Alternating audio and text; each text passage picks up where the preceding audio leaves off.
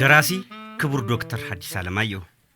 ደራሲ ሐዲስ ዓለማየሁ የክብር ዶክተር ከአባታቸው ከቄስ ዓለማየሁ ሰለሞንና ከእናታቸው ከወይዘሮ ደስታ ዓለሙ በቀድሞ ስያሜው በደብረ ማርቆስ አውራጃ በጎዛመን ወረዳ በእንጾር ኪዳነ ምህረት ቀበሌ በጥቅምት 7 ቀን 1902 ዓ.ም ተወለዱ። ሐዲስ ዓለማየሁ ገና በለጋነት ዕድሜያቸው የቤተ ክርስቲያን ትምህርታቸውን በደብረ ኤልያስ ገዳም ውስጥ በመከታተል እግረ መንገዳቸውን የግዕዝ ትምህርት ቤት ቅኔን ተቀኝተዋል። የቤተ ክርስቲያን ሥርዓትንና መንፈሳዊ ትምህርትን በጎጃም በሚገኙ በደብረ ኤልያስ፣ በደብረ ወርቅና በዲማ ገዳማት ደብራት ቀስመዋል። በ1918 ዓመተ ምህረት ወደ አዲስ አበባ ከተማ ተጉዘው በስዊድን ሚሽነሪና በተፈሪ መኮንን ትምህርት ቤቶች ዓለማዊ ትምህርታቸውን ተከታትለዋል። ሐዲስ ዓለማየሁ ለተወሰነ ጊዜ መምህር ሆነው ሲያገለግሉ የፋሽስት ጣሊያን ወረራ ተከሰተ።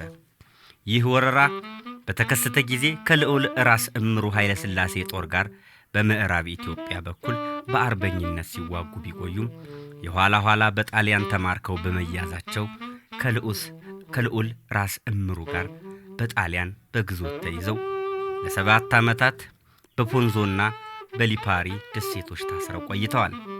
ከዚያም በ1935 ዓመተ ምህረት የኢትዮጵያ ተባባሪ ኃይላት ወታደሮች እንዲያመልጡ ስላደረጓቸው በኦክስፎርድ ዩኒቨርሲቲ ተጨማሪ ትምህርቶችን ተከታትለዋል።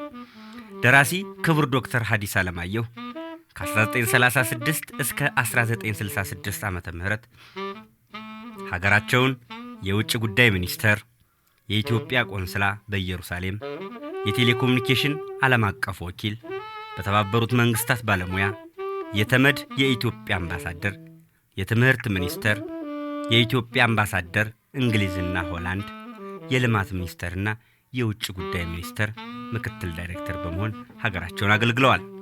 ክቡር ሐዲስ ዓለማየሁ ታላላቅ የሥነ ጽሑፍ ሥራዎቻቸው የሆኑትን ፍቅር እስከ መቃብር፣ ወንጀለኛው ዳኛ፣ የልምዣት የተሰኙ ልቦለዶችንና የሀበሻ ወደ ኋላ ጋብቻ፣ ተረት ተረት የመሠረትና ዝክረ ልቦች ተውኔትን አበርክተዋል።